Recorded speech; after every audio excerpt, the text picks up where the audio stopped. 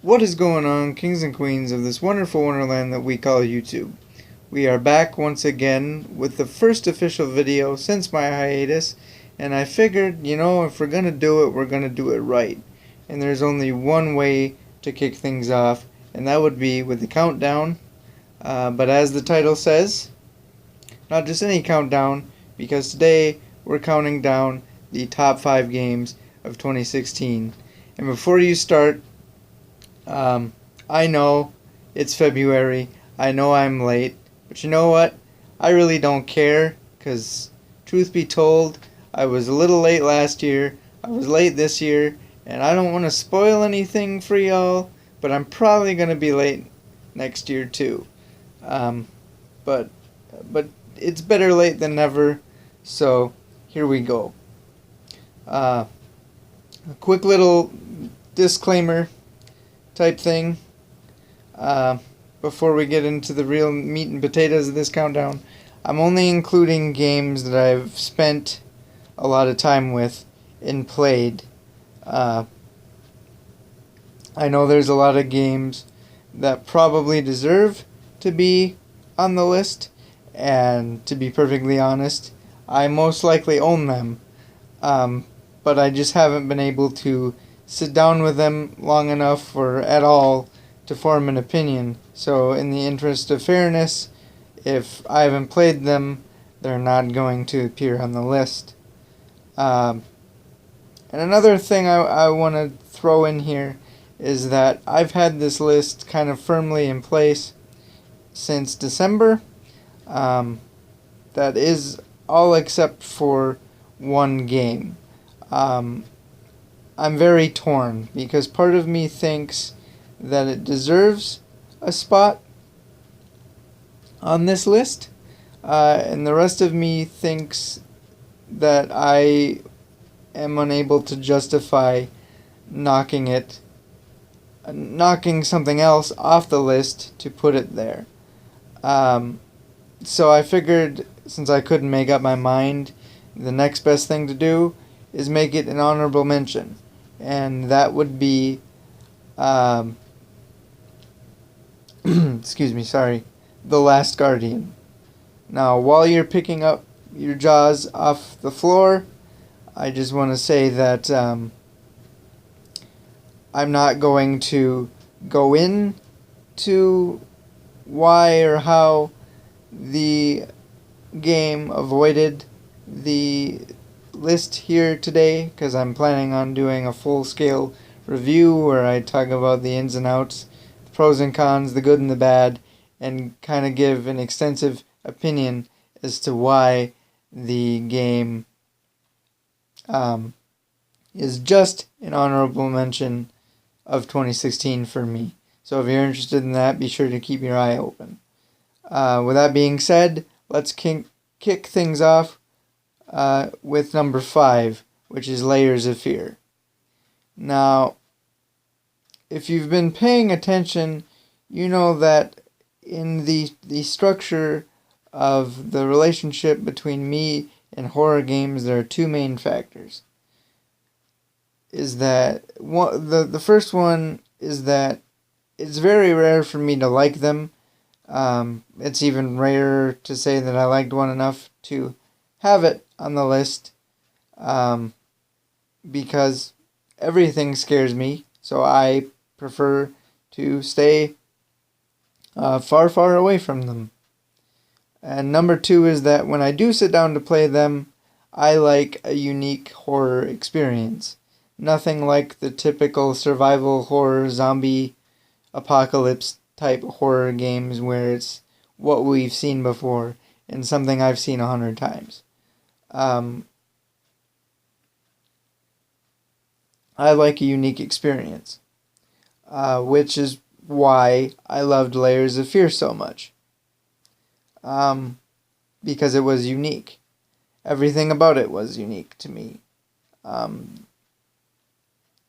The genre that it was unique in the sense of, because it was a psychological horror game, you didn't have monsters chasing you. You didn't have something to be afraid of. other than what was going on around you. And in this particular instance, you yourself are kind of the monster. And things kind of unravel as you go. And that kind of made the story unique, but also very frustrating, because even after you collect all the story pieces and the collectibles and stuff, there are still some pieces of the story that remain untouched and untalked about on purpose. The developer purposely did that. So as much fun as it is, it's also frustrating, but that could be another reason why I like it. And I really knew that this game was something for me because I played through it multiple times. Once by myself, and another time with my mom, who rarely plays games, but when she does, I like to think of Layers of Fear as right up her alley, and I think it was something that she enjoyed because we both were trying to figure out the gaps that the game had in it, in the story, and, it was one of those games where I think both of us simultaneously are hoping that there's either a sequel to explain those things or just some further explanation via the developer a little later on. But I knew that it was going to be something special to me when I got to enjoy it as much as I did with my mom, because if there's one thing that me and my mom bond over, it's very subtle video game experiences like this one. So that is the major reason why Layers of Fear made it to my number 5 spot. Number 4 is Uncharted 4. Now, I'm not going to go into it that much, because I don't think I need to, being that I already gave a pretty extensive review back when the game came out that really gave my opinion. If you've seen it, then you're not at all surprised that Uncharted 4 is here. But you might be surprised that it's not a little higher on the list. But it is number 4, and if you haven't seen my review of Uncharted 4, please feel free to check that out and let me know what you think about it. Number 3 is Far Cry Primal.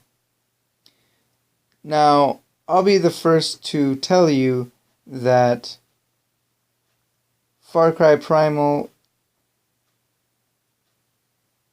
is something that changed my mind, because the Far Cry series is one that I've played. I own a couple Far Cry games, and I like them. They're games that make me say, "Oh, that looks cool. I'm gonna check it out." Far Cry Primal, on the other hand, was a Far Cry game that came out, and I kind of my response changed, because it wasn't like, "Oh, that's cool, I'm gonna check it out." It was, "Oh, I gotta play it. I gotta experience it." Why? I'll say, probably due to the time period of it being back in the Stone Age with saber-toothed tigers and mammoths and cavemen. That right there kind of sealed the deal for me, because as a kid I grew up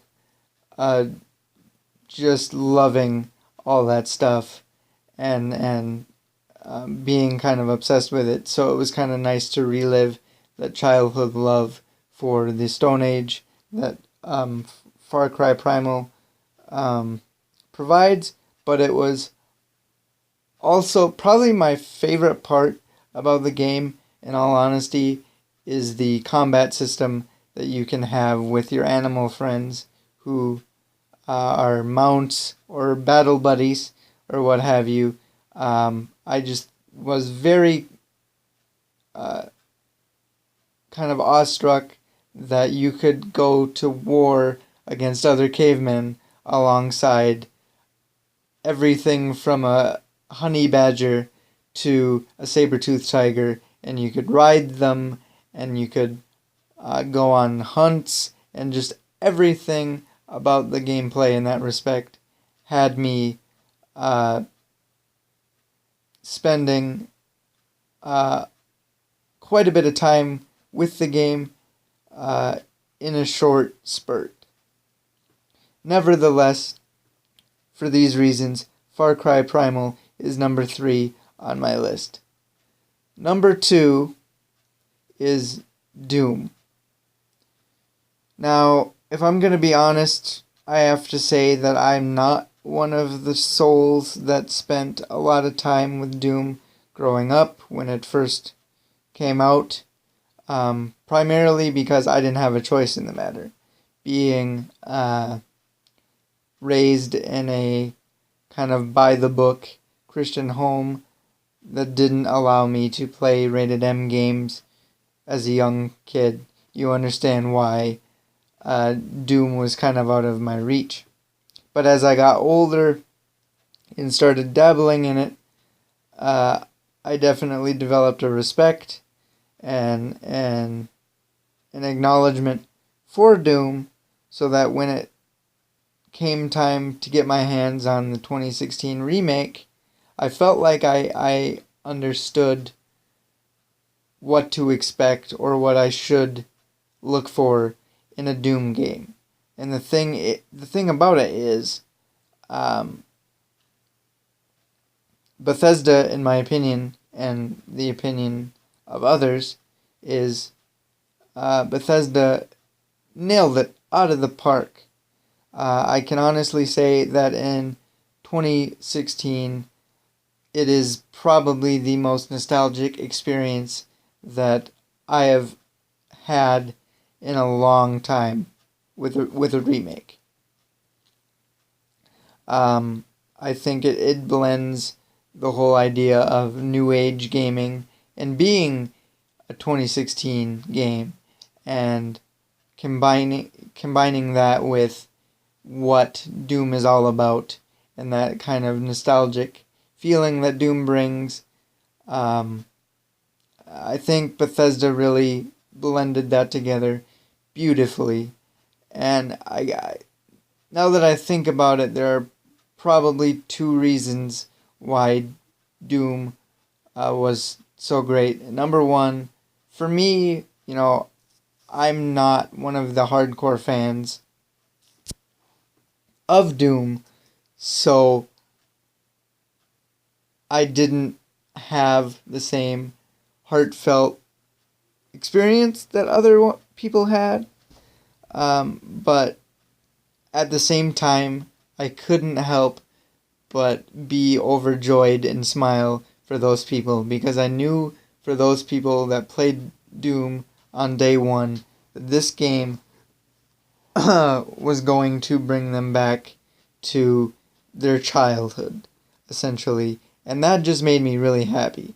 But probably the best part of Doom is Doom carries a certain presence with it.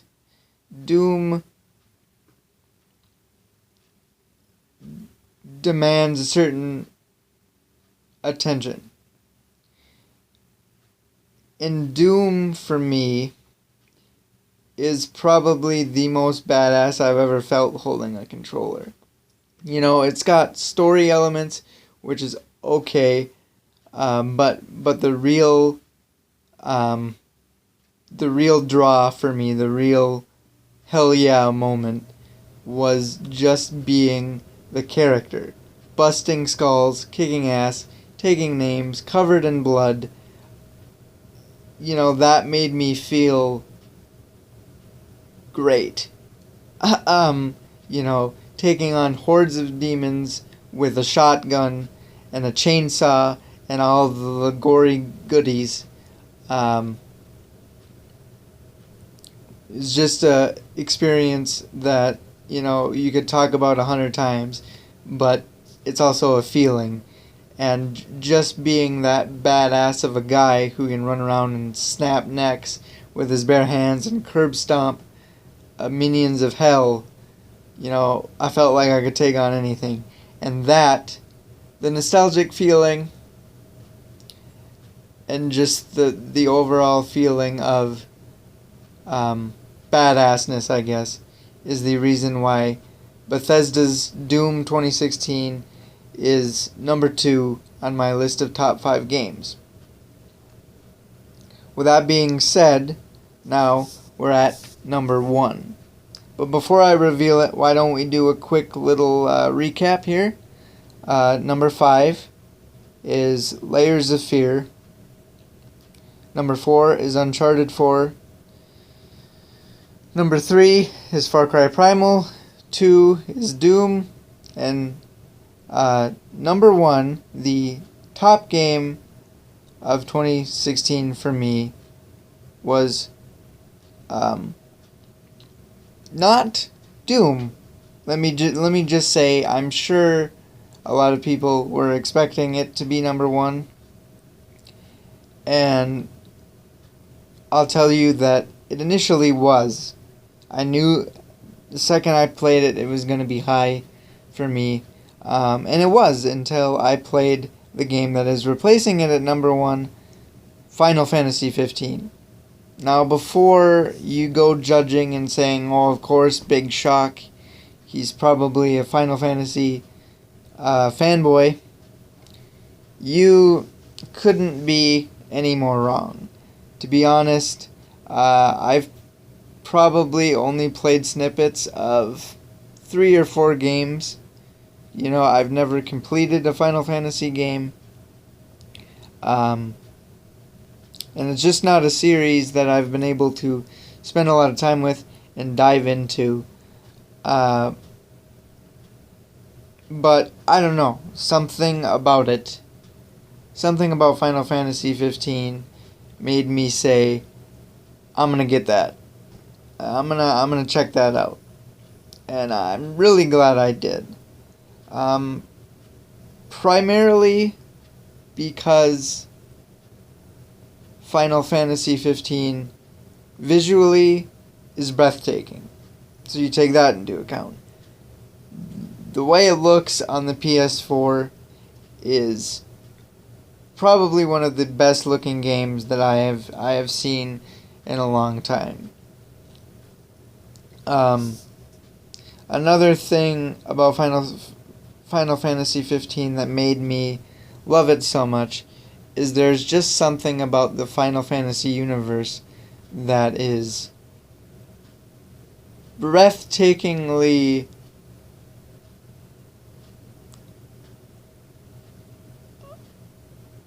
awe-striking. There's just such a grandeur about the landscapes and the characters you come across and the monsters you have to fight. And there's just a big fight feel everywhere you go, whether it be a boss, whether it be a monster you meet in the wild. There's just something about the Final Fantasy universe that, even though I'm not the biggest fan of, I can appreciate, and I do. The little bit in this universe that I have spent, I love it. But probably the biggest draw for me of Final Fantasy 15 was the gameplay and the gameplay elements. The combat was very free-flowing, and I don't know if it's been like that a long time. The last Final Fantasy the last Final Fantasy game that I remember playing was turn-based.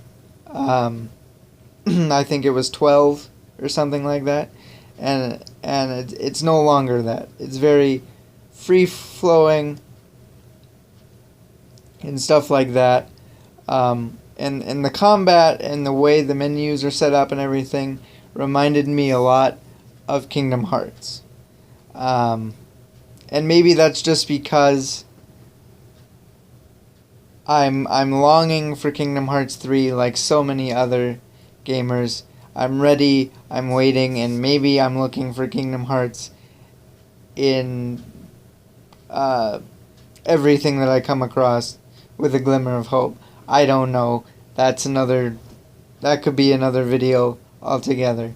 But another element that I like is there's just so much to do. You know, there's the main story missions, there's side missions, and there's hunts, and you can do it all. You know, it's not the game is not, you can take the beaten path and go straight through the story missions and whatever, or you can do what I do, and that's take on all the side missions, take on all the hunts, and put the story missions last. And really what that reminded me of is The Witcher 3, which was on the Game of the Year list last year. For reasons that, again, I'm not going to explain because I have a review of it that you can feel free to check out. But what I will say is that I'm very, very fond of The Witcher 3, so it was very nice to see some of my favorite elements of Witcher 3 in a Final Fantasy game.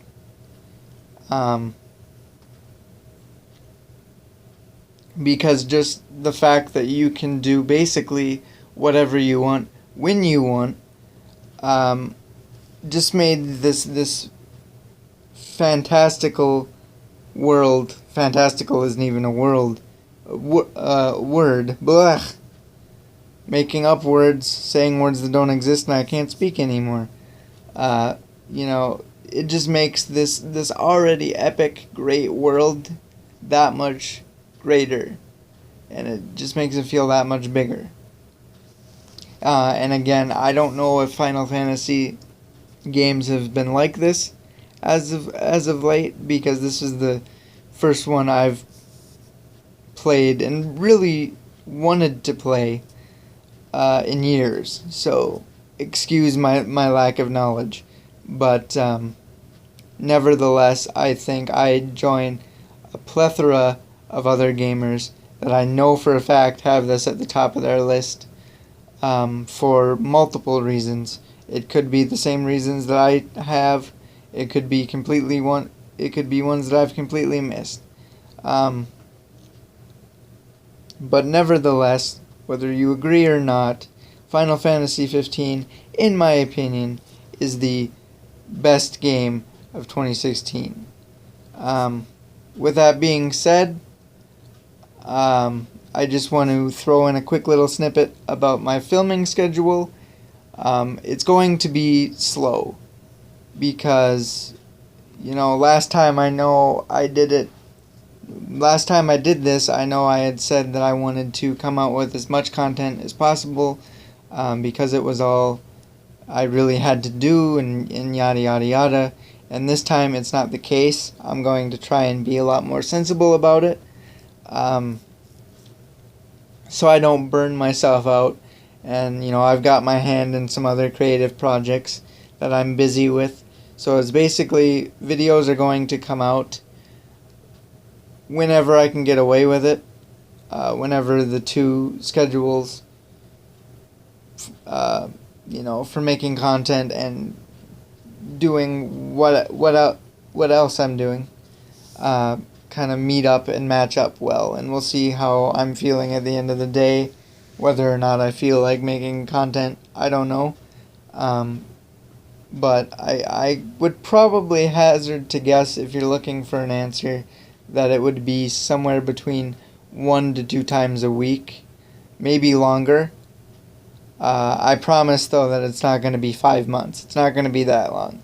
I'm just not going to be the type of person that makes videos 5 to 7 days a week. That's not going to happen. But with that being said, I hope you enjoyed this video. I hope you're looking forward to other videos coming out. And until next time, guys, remember, let's see if I can remember my outro here. Till next time, guys, I salute you. And remember, we're all mad here.